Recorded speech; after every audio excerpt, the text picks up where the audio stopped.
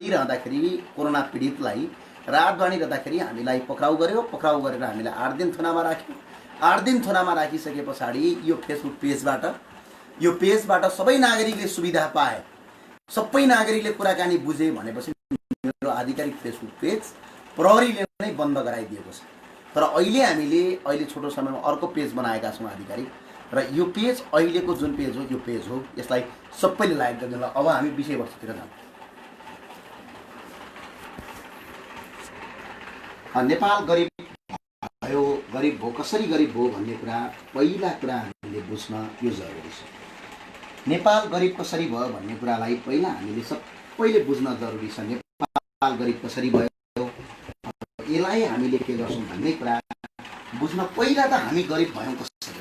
जस्तो अमेरिका जस्तो नेपाल गरिब कसरी भयो, पहिला अमेरिका नेपाल गरिब भयो भन्दा पहिला हाम्रो भौगोलिक बनावट, भौगोलिक, आर्थिक,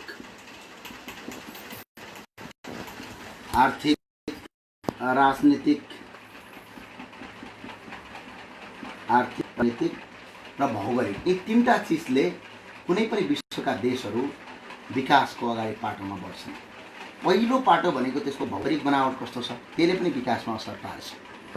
दोस्रो पाटो भनेको त्यसको आर्थिक अवस्था कस्तो छ। तेस्रो पाटो भनेको मुख्य पाटो भन्छ त्यसको राजनीतिक अवस्था कस्तो छ। विश्वका कुनै पनि देश विकास हुनका लागि यो राजनीतिले सबभन्दा बढी भूमिका खेल्दछ। धेरै साथीहरूले अहिले भन्दछन् म राजनीति गर्दिनँ, मलाई राजनीति फोहोरी खेल लाग्छ, यो राजनीति ठिक छैन भन्ने कुरा धेरै विश्वका साथीहरूले, हामीसँगै भएका धेरै साथीहरूले यो कुरा गर्दछन्। यो कुरा गर्दाखेरि उहाँ साथीहरूले भनेको कुरा सही हो, तर विश्वको कुनै पनि मुलुक बन्ने भनेको यही राजनीतिकले हो। विश्वका हरेक मुलुक बन्ने पनि यही राजनीतिकले हो। हाम्रो जस्तो खराब अवस्थामा हुने पनि यही राजनीतिले हो। यदि राजनीतिक राम्रो छ, मानौँ राजनीतिक राम्रो छ भनेपछि देश के हुन्छ, विकास हुन्छ। यदि राजनीतिक नराम्रो छ, नेपालको जस्तो राजनीति छ, नराम्रो छ भनेपछि देश के हुन्छ, विकास हुँदैन। यो कुरा सबैले बुझ्नुपर्छ। सबैले राजनीति गर्नु हुँदैन, यो हामी मान्यता राख्दछौँ। सबैले राजनीति गर्नु हुँदैन, यो हामी सबैलाई मान्यता राख्दछौँ। तर राजनीति चाहिँ सबैले बुझ्नुपर्छ भन्ने कुरा मान्यता राख्छौँ हामी।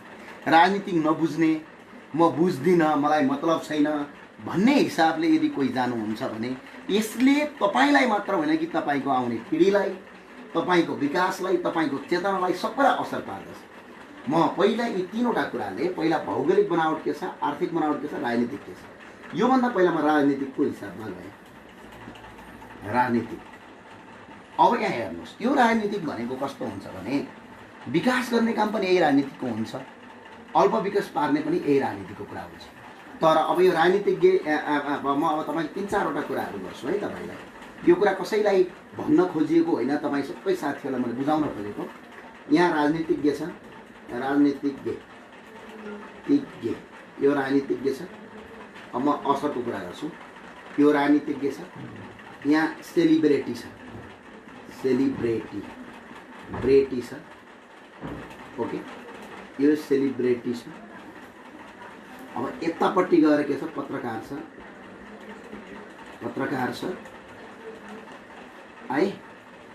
अब हामी यहाँ तल सबै के छौँ, यहाँबाट तल हामी सबै यहाँ तल के छौँ, नागरिक के छौँ, नागरिक यहाँ हामी तल छौँ है। यहाँ सबैले बुझिदिनु होला के भन्ने आग्रह गर्छौँ, चाहन्छु। हामी सबै यहाँ तल छौँ है। हामी नागरिक, योसँग डिपेन्ड हुन्छौँ। यो हामी नागरिक हो, योसँग पनि हामी डिपेन्डेन्ट हुन्छौँ, योसँग पनि हामी डिपेन्डेन्ट हुन्छौँ, योसँग पनि हामी टच हुन्छौँ है। म यो तीनटाको कुराको मात्र लगेको। अनि यहाँ अर्को व्यापारी, योसँग पनि हामी लिङ्केड हुन्छौँ है। यहाँ यस्तरी छ। अब यहाँ सुन्नुहोस्, 1, 2, 3, 4वटा चिज छन्। जब अहिले नेपालमा हामीले यो 4वटा चिजले राजनीतिकलाई के, देशलाई अर्थात् नागरिकको दैनिक जीवनलाई पार्ने असरका बारेमा कुरा गरिरहेको छ। मानौँ यो राजनीतिक राम्रो भयो भने जनता अभियसली राम्रो हुन्छ। वाह, यो ठुलो टाउको भन्छ, जनता सही बाटोमा जान्छ। तर यो सेलिब्रिटी राम्रो भयो चट्ट भयो भने यहाँ नागरिकलाई केही पनि असर पर्दैन। सेलिब्रिटी तपाईँको कस्तो हुन्छ भने ल दयाङ राईले एउटा फिल्म खेले हो, देशलाई रेभिन्यू आउला, त्यो हामी मान्छौँ, केही पैसा उहाँको कमाइ होला। नेपाली फिल्म इन्डस्ट्रीका केही सेलिब्रिटीहरू अर्थात् केही अहिले समाजमा भएका सेलिब्रिटीहरू राम्रा भए, यो मुलुकलाई केही पनि फाइदा हुँदैन। कारण के हुन्छ भने उहाँहरू आफ्नो प्रोफेसनल राम्रो गर्नुहुन्छ। जस्तै फिल्मको हिरो राम्रो एक्टिङ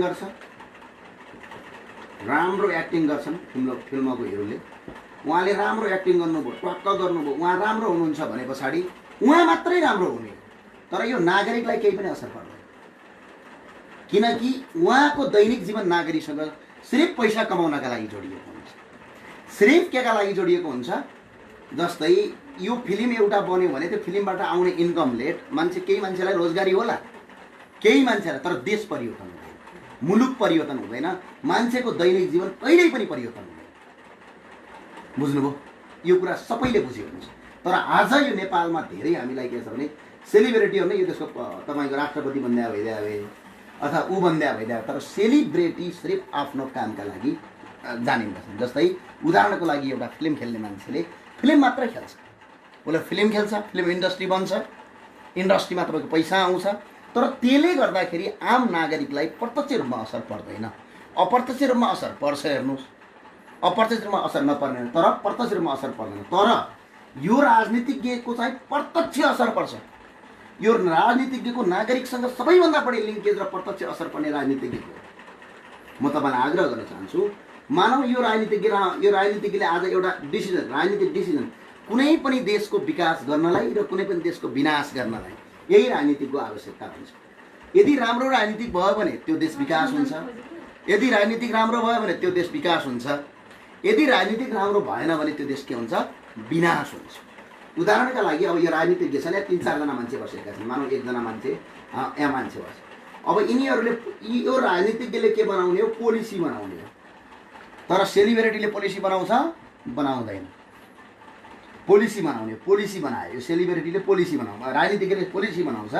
के बनाउँछ भने घर घरमा रोजगार बनायो, घरमा रोजगार ल्याइदियो। 2मा तपाईँको आएपछि ल विदेश नजाने नीति ल्याइदियो, नीति कानुन बनाइदियो। कानुन बनाउनु त राजनीतिज्ञले हो, सेलिब्रिटीले त होइन। अनि यसले घरमा रोजगार भन्ने योजना ल्यायो, प्लान ल्यायो, अहिले टक्क सबै कुरा ल्याइदियो भने यो प्रत्यक्ष असर नागरिकलाई पर्छ। घर सबै नागरिकले रोजगार पाउँछ। सबै नागरिक, कोही पनि नागरिकलाई विदेश जान पाउँदैन भनेपछि विदेश गएर काम गर्न पनि परेन, घरमा भयो, अनि देश विकास भयो। तर अब यो पोलिसी मेकिङमा, अब यो नेपालको पोलिसी मेकिङमा यो राजनीतिकले पोलिसी मेकिङमा यो राजनीतिज्ञले के गर्यो भने तपाईँको ल अहिलेको जस्तो सबै कल कारखाना बन्द भन्यो, राजनीतिक दलका कार्यकर्ता भर्ती, अनि ट्याक्स असुलै गर्ने, अनि नियम कानुन के गर्यो? नियम कानुन लुज अर्थात् कमजोर बनाइदियो भने यो राजनीतिज्ञले गर्ने काम। अब यी सबै कुरा यसले गर्यो भने अब जनतालाई त असर पर्यो नि, अनि जनता के अब विनाशको बाटोतिर जान्छन्। अब यो टाउको सानो बनाइदियो, सानो टाउको भएर जनता विनाशतिर जान्छन्, अनि देश के हुन्छ? विकास हुँदैन। तर अब म सेलिब्रिटीलाई भन्छु, सेलिब्रिटीको के हुन्छ? सेलिब्रिटी सिर्फ ताली पड्काउने मात्रै हो ब्रेटी हो, देश विकास केही पनि हुँदैन। त्यो सेलिब्रिटी हो।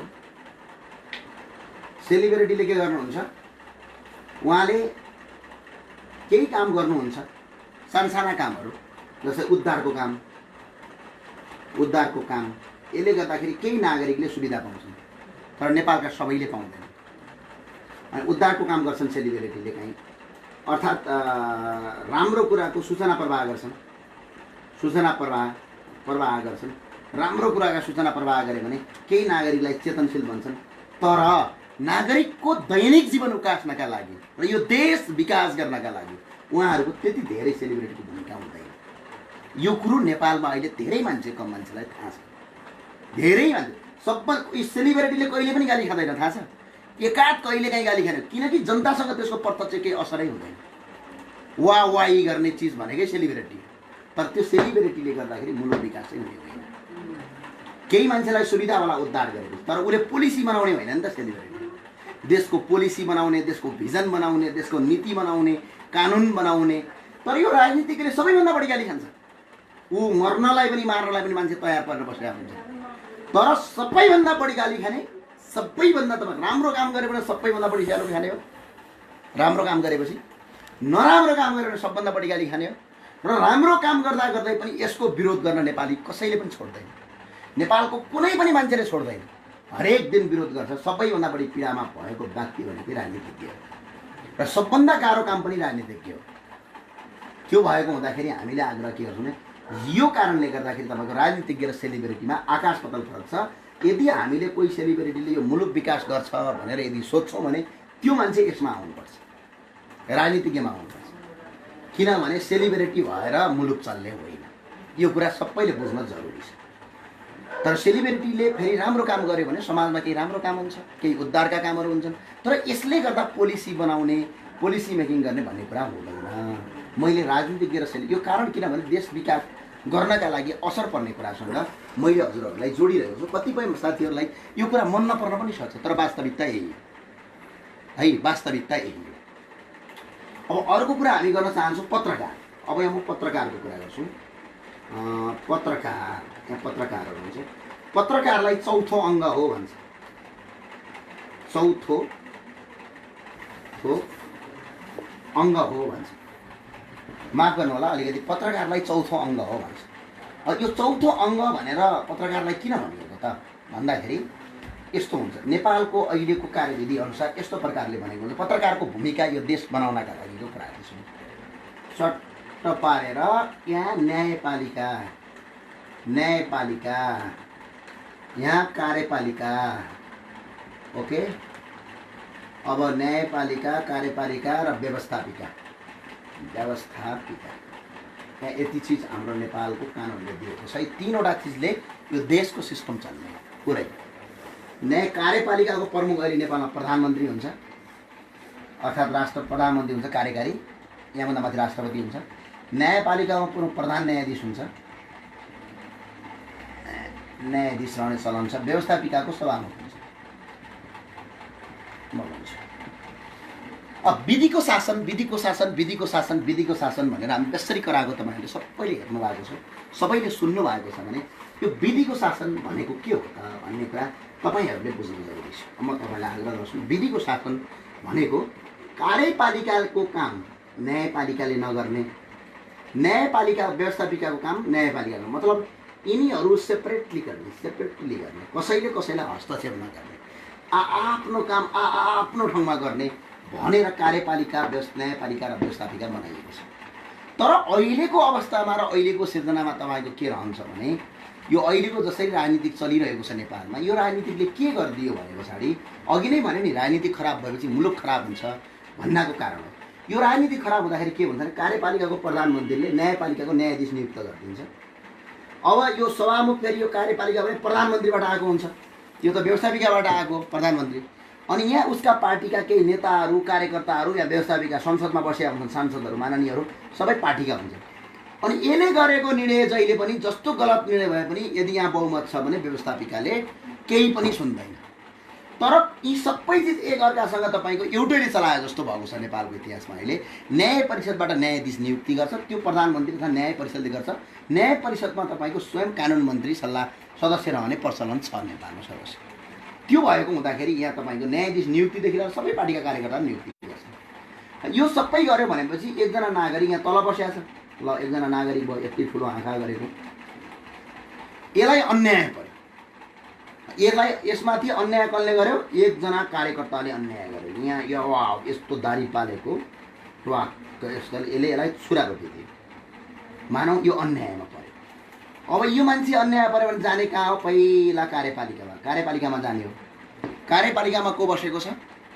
प्रधानमन्त्रीको अन्दरमा प्रहरी, प्रशासन, गृह मन्त्रालय, यी सबै कार्यपालिकाभित्र पर्छन्, यहाँ बसेका छन्।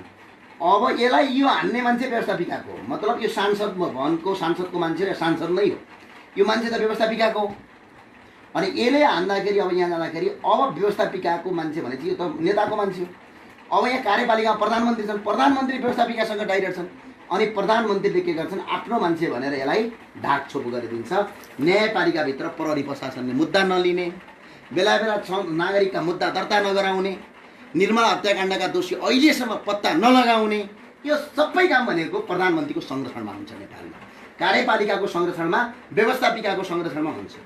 अनि यो भइसके पछाडि यो मान्छेले के भयो, यहाँबाट कार्यपालिकाबाट काम गर्न अब यो कहाँ जान्छ, न्यायपालिका जान्छ। न्यायपालिका जानलाई अदालत जान्छ। अदालतमा पनि प्रधानमन्त्रीले तपाईँको नियुक्ति गर्दाखेरि आफ्ना मान्छे राखेका छन् भने पछाडि न्यायालयले पनि यसलाई न्याय दिँदैन यो मान्छेलाई। अब यो मान्छे अब व्यवस्थापिकामा त जान सक्दैन। अब यो मान्छेको कुरो लगेर व्यवस्थापिकामा गएर सांसदले विरोध गर्न सक्छन्, तर व्यवस्थापिकामा यही प्रधानमन्त्रीका यही मान्छेहरू भए पछाडि यहाँ विरोध गर्दैनन्। यो भएको हुनाले नेपालमा के भयो, विधिको शासन छैन भन्ने भयो। विधिको शासन त छैन, एकले अर्कालाई इन्टरफियर गर्छ, विधिको शासन नेपालमा छैन। अब न्यायपालिका, कार्यपालिका, ओके, व्यवस्थापिका, यी सबै तीनटा चिज मिलेका छन् भने पछाडि एउटा सर्ट प्रकट हुन्छ, त्यो हो पत्रकार। त्यसलाई चौथो अङ्ग। यी सबै कुरा मिले तापनि म पत्रकार हो, म चौथो अङ्ग हो, म स्वतन्त्र छु भनेर यहाँ तलपट्टि पत्रकारले के गर्छ, यी सबैको विरुद्धमा लेखिदिन्छ, समाजलाई सचेत बनाइदिन्छ।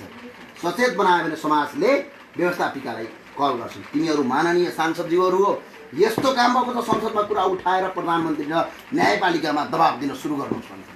अनि यस्तो कुरामा पत्रकारलाई चौथो अङ्ग भनिएको। तर नेपालमा विडम्बनाको देश, यही चौथो अङ्ग पत्रकार पनि पार्टीको छ आज।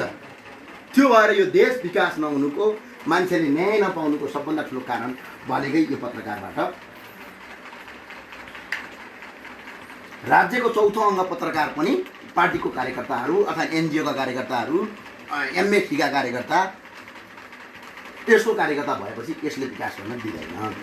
अब यो कुरा भइसके पछाडि अब हामीले यो कुरा त बुझ्यौँ कि पत्रकारलाई चौथो अङ्ग भनिनुको कारण के हो, किन पत्रकारलाई चौथो अङ्ग भनियो भन्ने कुरा कारण त हामीले बुझ्यौँ।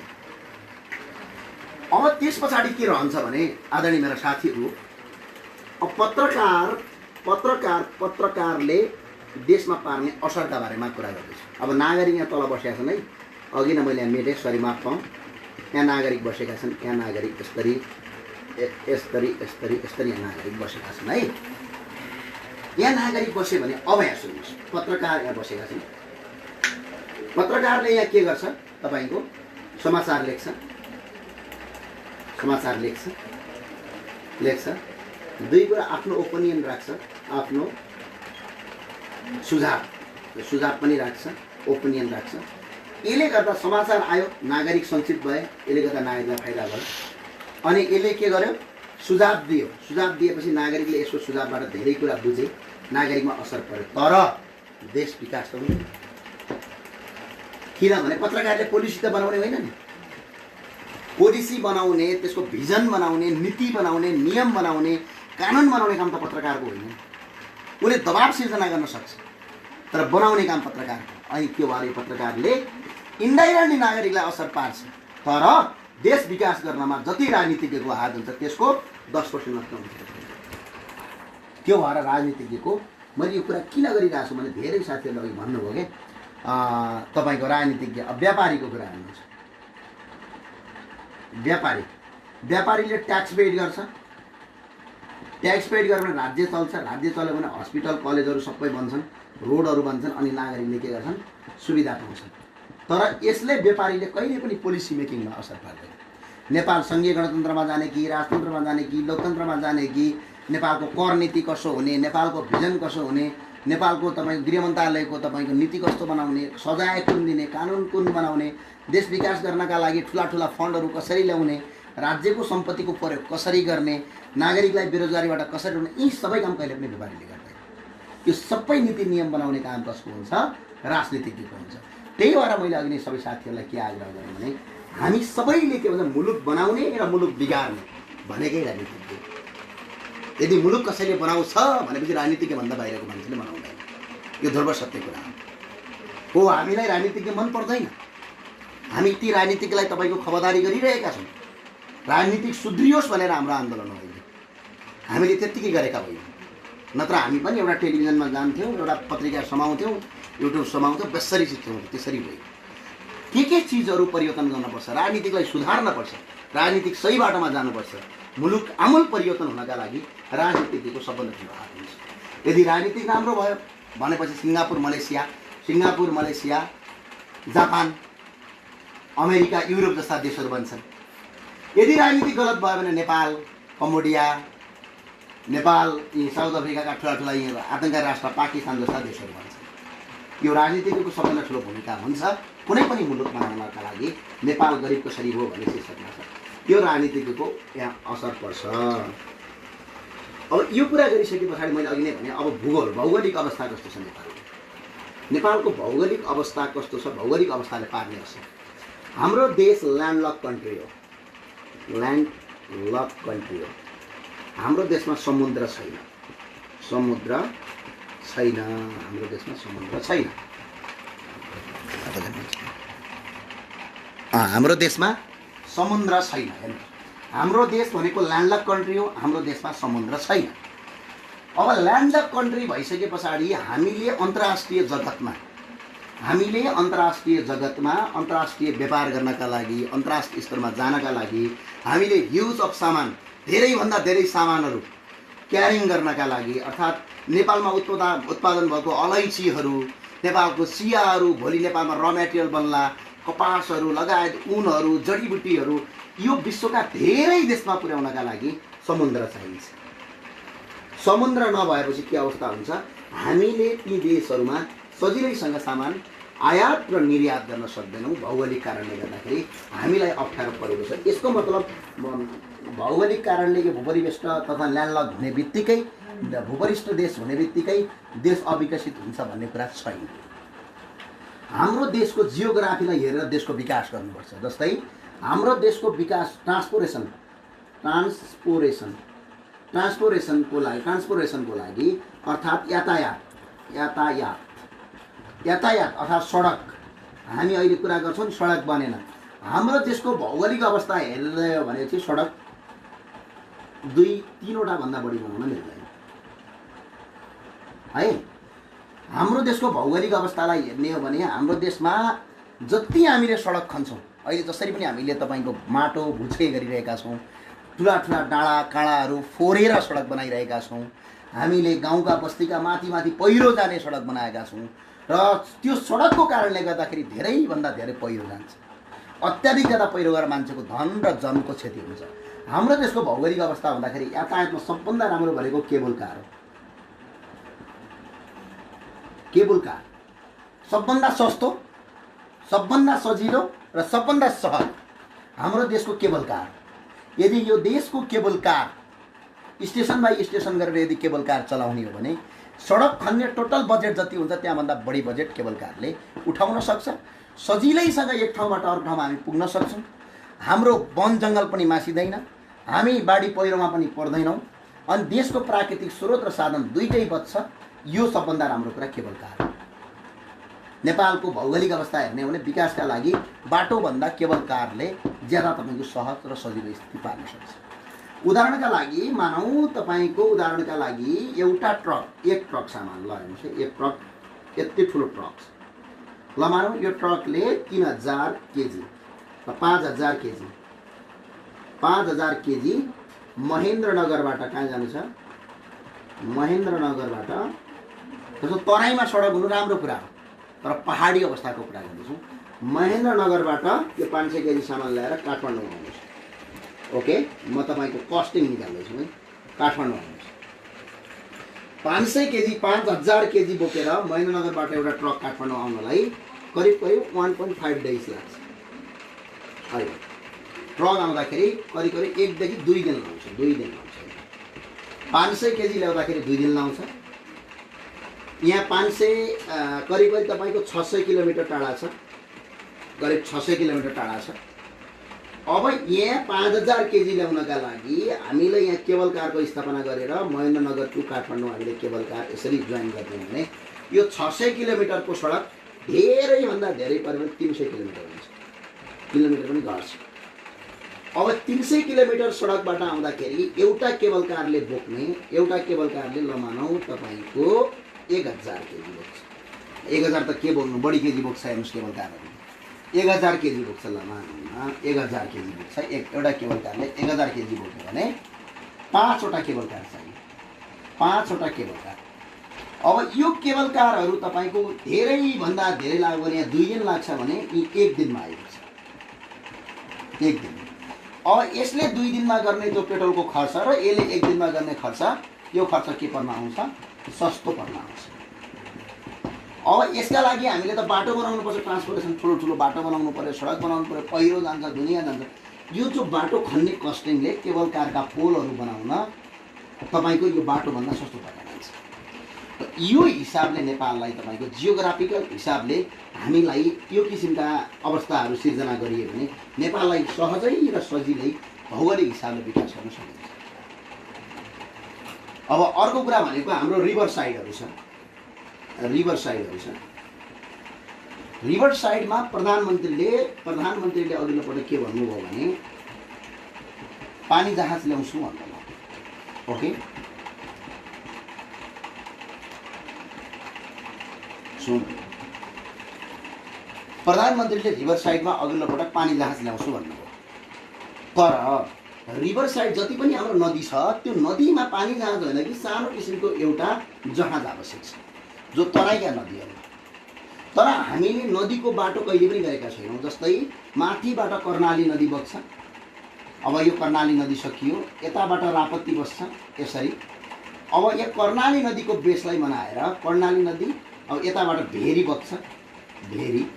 अब यो कर्णाली नदीमा यहाँ ट्रान्जिट पोइन्ट बनाएर त्यो सानो एउटा मेसिनको अथवा बोट भन्छ, बोट, सानो बोट हुन्छ, बोट, तर त्यो स्वचालित बोट हुन्छ, उल्टो गतिमा पनि बग्छ।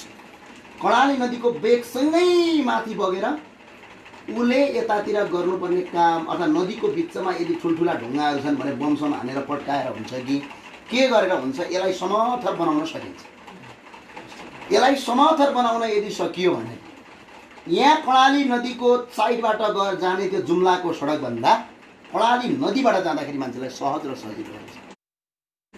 यो जुम्लाको जति पनि यत्रो ठुलो यो सडक बनाएर यो बेखर्चिलो खर्च गर्नुभन्दा कर्णाली नदीमा सजिलैसँग बिचबिचमा तपाईँको समथर बनाउँदै बमहरू ढुङ्गाहरू पट्काउँदै त्यसलाई समथर बनाउँदै गइयो भने यहाँबाट जाने बोटहरू भन्दा, यहाँबाट जाने गाडीको सडकभन्दा यहाँबाट जाने बोटले सस्तोसँग क्यारी र सजिलैसँग काम गर्न सकिन्छ।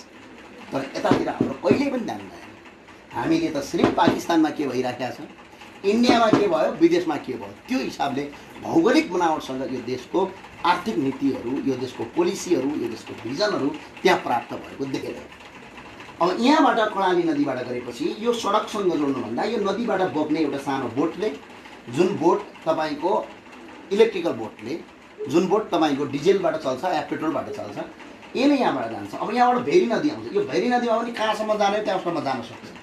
अब यताबाट रापत्ती आउँछ, रापत्तीको पनि कहाँसम्म जाने यो जान सक्छ। अब यताबाट अर्को नदी पश्चिमबाट के बग्दो छ, काली, महाकाली छ। महाकाली भएपछि यहाँबाट सेतीहरू निस्किन्छ। महाकालीबाट पनि त्यो हिसाबले जान सकिन्छ। किनभने नेपालका नदीहरू त्यति धेरै माथि छाँगाबाट खस्ने रेयर बाई रेयर हो।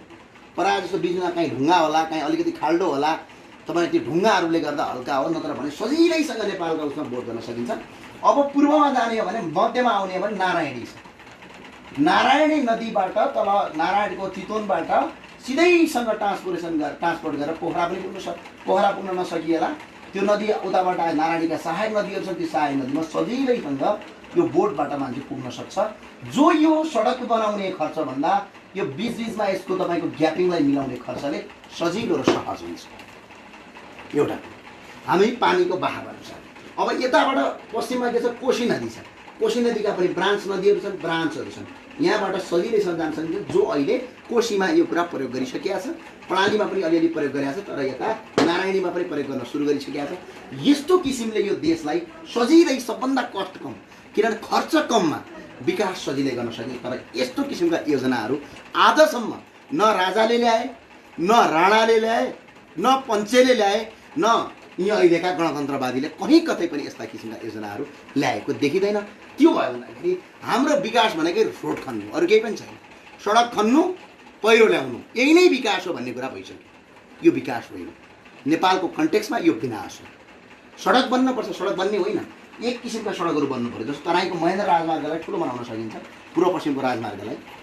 त्यस पछाडि आएर यो मध्यमार्गीय राजमार्ग बनाउँदैछ अहिले। यो मध्यमार्गीय राजमार्ग भनेको मदन भण्डारी राजमार्ग भन्छ के, यो लोकमार्ग भन्दैछ। यो तराईको एउटा मार्ग, यताको लोकमार्ग, यो दुईटा मार्ग भइदियो भने नेपालमा यी साना किसिमका ती पाइन तोइका सडकहरू बनाउनु पर्ने केही आवश्यकता देखिँदैन। यदि देशलाई सजिलै र सहजका हिसाबले विकास गर्ने हो भने हामीले भौगोलिक बनावटको कुरालाई छलफल गर्छौँ। नेपालको जियोग्राफिकल पोलिटिक्स भन्छ, जियो पोलिटिक्स। नेपालको पोलिटिक्स अथवा जियो कस्तो छ, भौगोलिक कारणले गर्दाखेरि यो भयो है। मेरा साथीहरू, तपाईँहरूलाई म आग्रह गर्न चाहन्छु, सबै साथीहरूलाई एकैछिन। अब हामी आर्थिक पाटोलाई वर्णन गर्नेछौँ। आर्थिक पाटोको विषयमा नेपाल गरिब हुनुको अबको कारण हामी बताउँ। अहिलेसम्म हामी परिचय गर्दैथ्यौँ, हामी यो देशको परिचय के हो, यो देशको परिचय के हो भने परिचय गर्दैथ्यौँ। अब देश विकास नहुनुको कारण के हो, मुख्य कारण के हो, कुन कारणले गर्दा मुलुक विकास भएन भन्ने कुरा चाहिँ आज हामी बताउँदैछौँ।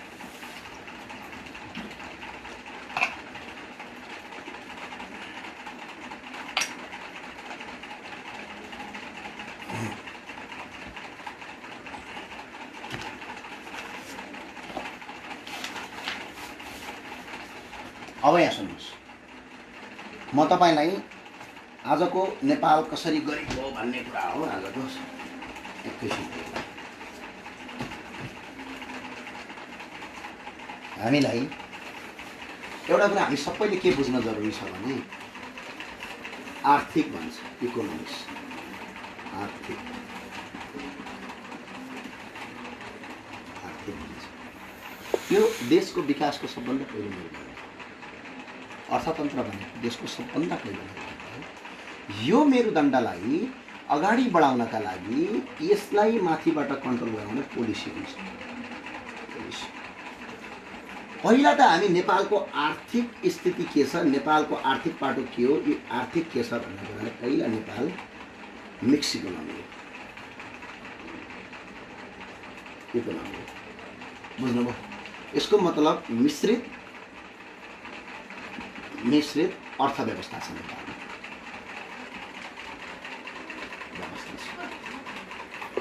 मिश्रित किसिमको अर्थव्यवस्था नेपालमा पाइएको छ। फ्री कम्पिटिसनको मार्केट पनि होइन नेपाल। नेपाल ओलिगोपोली पनि होइन, नेपाल मोनोपोली पनि होइन, नेपाल क्यापिटलिजम पनि होइन। नेपालको इकोनोमी भनेको मिश्रित किसिमको अर्थव्यवस्था हो, अर्थात् मिक्स इकोनोमी। अब कुनै पनि देशको अर्थतन्त्र बलियो बन्नका लागि त्यो देशभित्रको स्रोतको प्रयोग गर्नुपर्छ। स्रोतहरूको प्रयोग हुन्छ। म तपाईँलाई एउटा सामान्य एउटा अर्थतन्त्रको कुरामा जाँदैछु। स्रोतहरू प्रयोग हुनुपर्छ। कुनै पनि देशको अर्थतन्त्र विकास हुनका लागि के चाहिन्छ भनेर म तपाईँलाई देख्न चाहन्छु। विकास हुनका लागि चाहिने पार्टनर,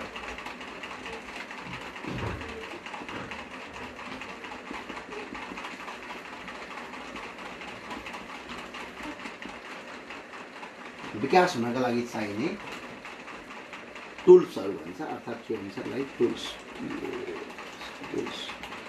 टुल्स भन्छ, अर्थात् तपाईँको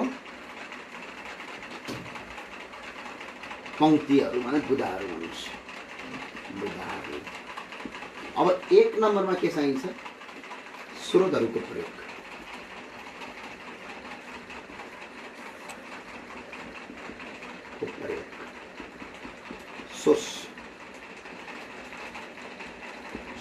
स्रोतहरूको प्रयोग। दुई नम्बरमा के चाहिन्छ? नीति तथा कार्यक्रम।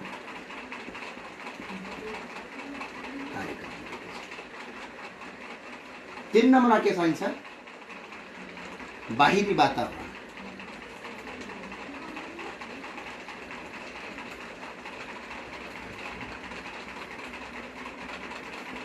बाहिरी वातावरण अर्थात् एक्सटर्नल इन्भाइरोमेन्ट भन्छ, बाहिरी वातावरण।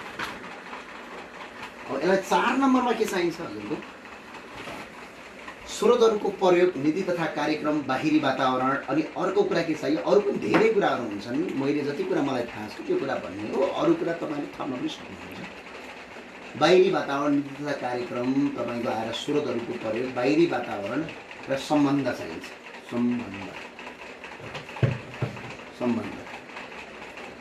सम्बन्ध चाहिन्छ, देशहरूप्रतिको सम्बन्ध, विदेशसँगको सम्बन्ध।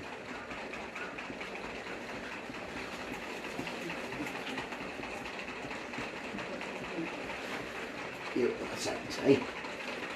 यी कुराहरू आज हामीले तपाईँलाई किन गरिरहेका छौँ, केका लागि गरिरहेका छौँ भने पछाडि विकास हुनका लागि हामी कहाँनिर छुट्यौँ, हाम्रो मुलुक कहाँनिर छुट्यो, हामी कहाँनिर छुट्यौँ र आज देश विकास हुनुको मुख्य कारण के के हुन् भन्ने कुरामा हामी आज तपाईँलाई छलफल गर्दैछौँ। भोलि आजको क्लास आधा भयो भने भोलि अर्को पाठमा हामी अर्को क्लास गर्नेछौँ, तर म अहिले यति कुरा बताउन चाहन्छु। अब यति कुराहरूभन्दा पहिला म तपाईँलाई एउटा कुरा गर्छु।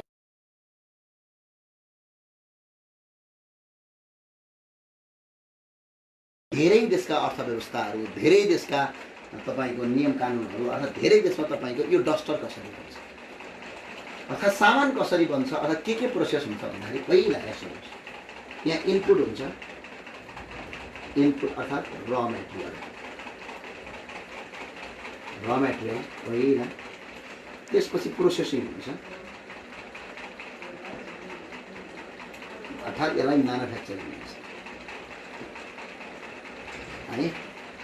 यसभन्दा उता गइसकेपछि के भन्छ? फिनिस्ड गुड आएर आउटपुट हुन्छ, यो विश्वभरि हुने हो, अर्थात् फिनिस्ड गुड्स हुन्छ। ओके, यो छिटो हुन्छ। हेर्नुहोस्, र मेटेरियल पहिला चाहियो। जस्तो यो म उदाहरणका लागि मानौँ यो कपीको पाना, सबैले हेर्नु होला है, हाम्रो देश विकास नहुनुको एउटा यो कारण पनि पर्छ। म यसलाई जोड्छु माथि स्रोतहरूसँग। जस्तै यो कपीको पाना हेर्नुहोस् त, च्याप्टी लाग्नुहोस् त, यसलाई हेर्नुहोस् त, अझै हेर्नुहोस्, यो कपीको पाना, कपीको पानाको र मेटेरियल, यो कपीको पाना बनाउनु पर्ने छ किनकि देशभित्र आएर कपीको पाना बनाउनका लागि सबभन्दा पहिला र मेटेरियल के हो? यसको पराल हो, पराल है, यहाँ देखाउनु यो पराल, र मेटेरियल पराल। अब म्यानुफ्याक्चरिङ या प्रोसेस के गर्छ? यहाँ मिलमा गएर यो परालको एउटा पत्र लगेर, यो पराल हो, यो पराल लगेर यता जान्छ, यहाँ बन्छ, मजाले बन्छ। अनि बाहिर निक्लिन्छ को? कपीको पाना, पाना बाहिर निक्लिनु, यो कपीको पाना यो बाहिर निक्लिनु, पेपर कागज बाहिर निक्लिनु, के हो? यो फिनिस्ड गुड। अब हरेक देशले के गर्छ भनेपछि देश विकास हुनलाई यो 3टा प्रोसेस एउटै देशमा हुन्छ। हरेक देशको प्राय म्याक्सिमम देशहरूको यो 3टा चिज एउटै देशमा हुन्छ। एउटा देशको टेरिटोरीभित्र, एउटा देशको सम्पदाभित्र, एउटा देशको धेरै देशहरूले गर्ने भनेको यी 3टा चिजहरू प्राय जस्तो एउटै देशभित्र गरिन्छ। र मेटेरियल पनि त्यही देशको हुन्छ, म्यानुफ्याक्चरिङ त्यही हुन्छ, फिनिस गुड निकाल्छ। अब यसलाई बाहिर गएर यो एउटा देश हो, यस्तो देश हो, अब यसलाई आउट अफ सेल गर्छ। सेल गऱ्यो भने के हुन्छ? म एकैछिन यो सेलको कुरा अहिले पछि गर्दैछु है, एकछिन है, यति कुरा बोल्दैछु। अब यो 3टा प्रोसेस गर्छ, यो 3टा प्रोसेस गऱ्यो भने बल्ल देशको इकोनोमी बलियो हुन्छ। अनि यो भनेको र मेटेरियल पराल भनेको स्रोत हो। अब यो स्रोत बन्नका लागि पहिला यस्तो किसिमको योजना बन्छ, तर हाम्रो देश विकास मुलुकमा के छ भने यो 3टै चिज छैन। अनि देशका पराललाई लगेर कपी बनाउँदैन। यहाँ माओवादी 2052 सालका माओवादी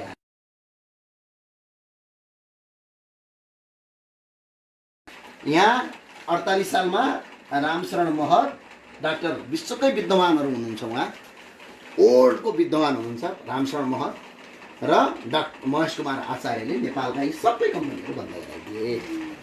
अनि यो बन्द गराइदिएपछि केही बचेका माओवादीको जनयुद्धमा सकिए र केही बचेका पछाडि ट्रेड युनियन र लेबर युनियनको नाममा सकिए। अनि देश के भयो? बेरोजगार भयो। बेरोजगार भए पछाडि देशमा कम्पनी छैन भने देश के हुन्छ? गरिब हुन्छ। अब यहाँ सुन्नुहोस्, यो स्रोतको कुरा यसरी हुन्छ। स्रोतहरू हुनु पर्यो, जस्तै हाम्रो देशमा स्रोतहरूको प्रयोग हुन सक्नु पर्यो। जस्तै उदाहरणका लागि स्रोतहरूको लागि पहिला के हुनु पर्यो भने जडीबुटी छ। जडीबुटीबाट औषधि बन्ने, जडीबुटी सजिलैसँग प्रयोग गर्न पाउनु पर्यो। त्यो जडीबुटीबाट म्यानुफ्याक्चरिङ गरेर आउटपुटमा औषधि निकाल्नु पर्यो। ल मानौँ जडीबुटीको यो औषधि निकाल्यो भने यो नेपाल भन्ने देशभित्र भयो। अब यसले यो औषधि कहाँ बेच्छ? भारतमा बेच्छ। त्यत्तिकै त बेच्दैन नि, आउँदाखेरि त पैसा आउँछ नि, पैसा आउँछ। अनि यसले चिनमा बेच्छ, मानौँ नेपालले जडीबुटीबाट औषधि बनाउन थाल्यो भने, अनि यताबाट के आउँछ? पैसा आउँछ हैन। अनि देशको अर्थतन्त्र के हुन्छ? माथि बढ्दै जान्छ। अब यो औषधि ज्यादा बनाउनुपर्छ, अनि रोजगारीहरू नेपालमै सिर्जना हुँदै जान्छ। अनि यो अलि अगाडि बढ्दै जान्छ, अझ सिर्जना हुँदै जान्छ। तर यो त हाम्रो देशमा छैन। अनि हाम्रो देश ठ्याक्क उल्टो छ। के छ? यो हाम्रो देश कस्तो खालको छ? अनि देश गरिब हुनुको मुख्य कारण भनेको स्रोतको प्रयोग गर्न नसक्नु। हाम्रो देश कस्तो छ? मानौ यो नेपाल भयो, NEPAL, नेपाल। यो नेपाल भन्ने देश भयो। यो भारत, इन्डियावाले भन्छ नि, नेपालीहरूले फेरि खुब इन्डियन सामान खोज्छ। त्यहाँभन्दा अरू सामान त नेपाली प्रयोगै गर्न मान्दैन। यो नागरिकको सोच खराब भएर पनि देश खराब हुन्छ। यहाँ इन्डिया छ, इन्डियावाले। झन् अहिले भर्खरको केटाकेटीको त कुरै छोड्नुहोस्। यिनीहरू त नेपाली चिज, नेपाली सामान हिजो आज इङ्ग्लिसमा आन्दोलन हुन थालेको छ नेपालमा। देख्नु भएको छ सबैले। यो नेपाल भन्ने देश अङ्ग्रेजी कुत्ताको होइन। म इङ्ग्लिसमा आन्दोलन गर्ने साथीहरूलाई भन्छु, यो देशमा नेपालीमा आन्दोलन गर। यो अङ्ग्रेज र बेलायतको देश होइन। इङ्ग्लिसमा आन्दोलन गर्छौ भने तिमीहरू गएर कहाँ आन्दोलन गर? अमेरिकामा गर, बेलायतमा गर। खुब इङ्ग्लिस जान्ने भएको छ है। आन्दोलनहरू त्यस्तो किसिमको इङ्ग्लिसमा आन्दोलन हुन्छ। अर्थात् हाम्रो देशमा त्यो प्रकारको हुँदाखेरि ल मानौँ यसलाई यो नेपाल भयो, मान्नुहोस् यो नेपाल है, यो भारत भयो। ओके। अब भारतले के गर्छ? जडीबुटी जडीबुटी नेपालमा छ। अब यसकोमा त स्रोत छैन, यसमा के छ? म्यानुफ्याक्चरिङ छ, यसको बनाउने फ्याक्ट्री छ। अनि फ्याक्ट्रीले के गर्छ? आउटपुट औषधि बनाउँछ है। देश कसरी गरिब हुन्छ भने यो जडीबुटी यो भारतको भयो, यो भारतको फ्याक्ट्रीहरू भयो है। यो जडीबुटी लिन्छ यसले, यहाँ नेपालबाट उठाएर लान्छ कतिमा? RS 200 मा।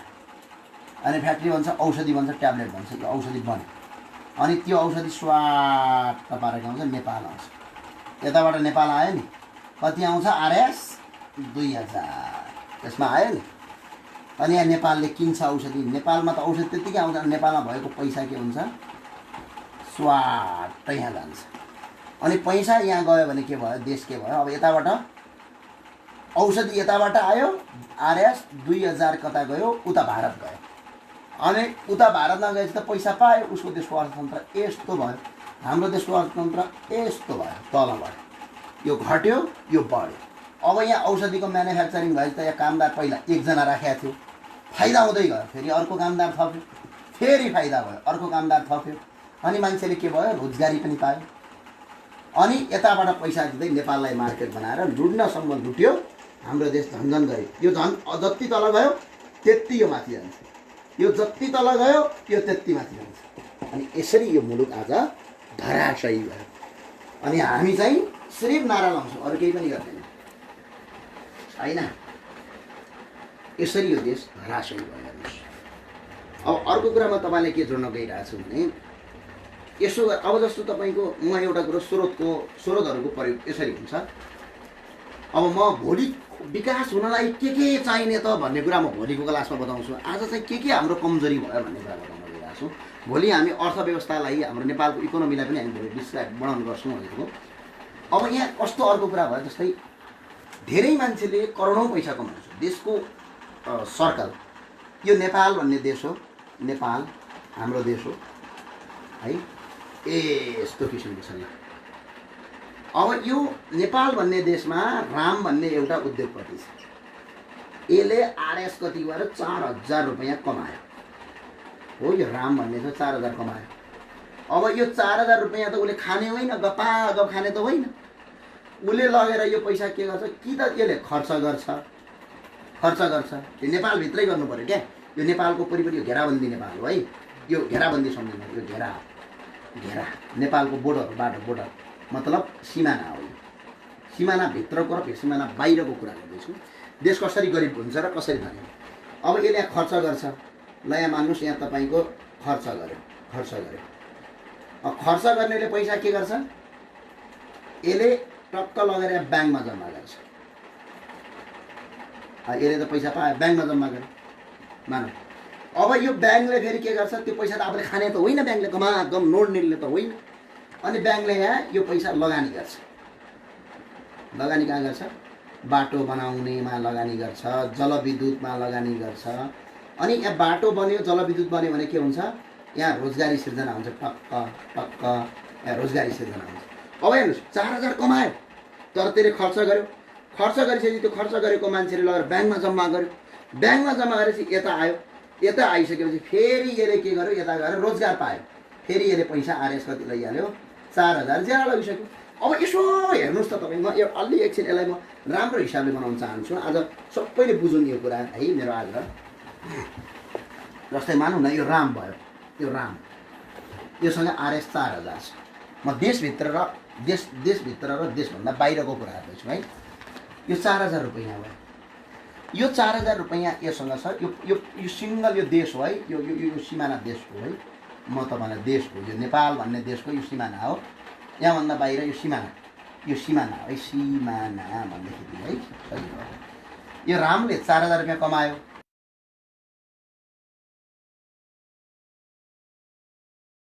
हरि छ, यो हरि छ। यस कहाँ आयो 4000 रुपैयाँ, आरएस 4000 यहाँ आयो।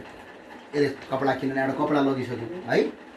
अब यसले यो पैसा लगेर कहाँ हो, यो अब यसले कपडाले त म्यानुफ्याक्चरिङ फाइदा खाएपछि यसले के हो, ब्याङ्क। यसले ब्याङ्कमा आरएस कति गर्यो, 4000 जम्मा गर्यो है। 4000 ट्याक्कै यसले जम्मा गर्यो। अब यो ब्याङ्कले के गर्यो भने यो पैसा आरएस 4000 के गर्यो, जलविद्युतमा हाल्यो। जलविद्युतमा हालेपछि जलविद्युत त्यतिकै हुँदैन। अब यो राम अलरेडी यहाँ जलविद्युतमा काम गर्छ। उदाहरणका लागि यहाँ काम जलविद्युतमा लगानी गरेपछि यसले त काम गर्यो नि, काम गर्यो। अब यसले फेरि यसको फिर्तामा के ल्याइदियो, आरएस 4000 रुपैयाँ के गर्यो, यसले ज्याला लग्यो, ज्याला। ल हेर्नुहोस् त, यसबाट के बुझ्नुभयो भने यसले पैसा जति कमाए पनि सिङ्गो यो देशलाई घाटा भयो भएन, के अब फाइदा भयो। यसले पैसा जति कमाए पनि नेपालभित्रै कारोबार गर्यो, सबै गर्यो, यो फाइदा भयो। कस्तो फाइदा भयो नि, किनभने यसले यहाँ कपडा किन्यो, योसँग पैसा थियो, यसले कपडा किन्यो, त्यो कपडाबाट ब्याङ्कमा जम्मा भयो, ब्याङ्कबाट जम्मा गरेर जलविद्युतमा लगानी गर्यो, जलविद्युतमा कामदार चाहियो, यसले काम गर्यो, फेरि यो पैसा रिटर्न भएर यसमा आइपुग्यो। अब यसले यो खर्च नगर्दा जलविद्युत बन्यो, एउटा विकासको काम यहाँनिर देखिन्छ। अर्को विकासको काम यहाँनिर देखियो, केही ब्याङ्कमा मान्छेले कर्मचारीले काम पाए। अर्को विकासको काम यसले कपडा बेच्दाखेरि त्यहाँ साउदीहरूले रोजगार पाए। यहाँ कपडा पसलमा काम मतलब यसरी देश विकास भयो। हाम्रो पैसा विदेश बाहिर गयो गएन, यहीँ विकास भयो अनि देश विकास भयो। तर अब अहिलेको अवस्थामा हाम्रो देश कसरी अविकसित भएको छ भन्ने कुरा म तपाईँलाई प्रश्न बताउँछु है। मजाले यही उदाहरण जस्तै गर्छु। अब यो ब्याङ्क छोड्नु, रामसँग 4000 रुपैयाँ थियो, कपडा किन्यो। अब यो कपडा विदेशबाट आउँछ, यो नाकाभन्दा बाहिरबाट आउँछ। अनि टक्क यो साउदीले पैसा यहाँ भारत दियो, साउदीले पैसा यहाँ दियो। अब है उदाहरणको लागि अब भारतमा गयो, यहाँ के गयो, आरएस 4000 रुपैयाँ गयो। अब यो भारतीय नागरिक हो, भारतीय हो, भारतमा छ। अब यो भारतीयले यहाँ क्या गरो, ब्याङ्कमा राख्यो यो पैसा। अनि यसै गरी भारतमा जलविद्युत बन्यो, फेरि यो मान्छेले रोजगारी पायो। यसको पैसा गएको गई, कहिल्यै फिर्ता भयो भएन, कहिल्यै पनि फिर्ता भएन। यहाँनिर ब्याङ्क कहाँ गयो, ब्याङ्कको जागिर पनि गयो। यहाँनिर जलविद्युत थियो, त्यो पनि गयो। अनि त्यो पैसा फिर्ता भएर रामसँग अघि आएको थियो, अहिलेको उदाहरण बुझ्नुभयो। तर अब आएन, गएको गई। फेरि यसले जति सामान किन्छ, यसले 8000 को सामान किन्यो, फेरि पैसा बाहिर गयो। यसले 9000 को सामान किन्यो, फेरि पैसा बाहिर गयो। यसले 12000 को सामान किन्यो, फेरि पैसा बाहिर गयो। यसले 13000 को सामान किन्यो, फेरि पैसा बाहिर गयो। अब देशमा जलविद्युत पनि बनेन, ब्याङ्क पनि बनेन, त्यो पैसा यसका कहिले पनि फिर्ता भएन। यो पखाला लागेको मान्छे जस्तो भयो, माथिबाट खाने तलबाट जाने। अनि त्यो कारणले गर्दाखेरि यो मान्छे झन् गरिब हुँदै गयो। अब यसले त यता नेपालमै आइदिए भए त यता रिटर्न भएर एक ज्याला आइपुग्थ्यो, धन धनी हुन्थ्यो नि। यो मान्छे धन गरिब भयो, यो मान्छे धन धनी भयो, यो मान्छे धन गरिब भयो, यो मान्छे धन धनी भयो, यो मान्छे धन गरिब भयो, यो मान्छे धन धनी भयो। अब भारतीय धन धनी हुने भयो। देशको इकोनोमी यस्तो प्रकारले अहिले चलेको हुनाले नेपालका धेरै भारतीय व्यापारीहरू नेपालमा पैसा कमाउने गद्दार दलालहरू यो देशको राजनीतिक सुध्रिन जरुरी छ भन्ना कारण त्यो हो। नेपालमा आएर यस्तै पैसा कमाउने लगेर भारतका ब्याङ्कमा जम्मा गर्ने। अनि ती भारतीय व्यापारीलाई हाम्रो माओवादी प्रचण्डले फुल सपोर्ट गर्ने। काँदा हालेर मल्होत्राको भारतीय सुबोधहरू के हुन्? यो अहिले नागरिकता लगेर यहाँ तपाईँ नाटक गरिरहेका हुन्। यी साराका सारा भएर देश यसरी कङ्गो भन्यो, बिक बनेन, रोजगारी पाएन, केही भएन, देश सकियो। हाम्रो देशको सबभन्दा ठुलो विकास अल्प विकास हुनुको मुख्य कारण भनेकै यही हो।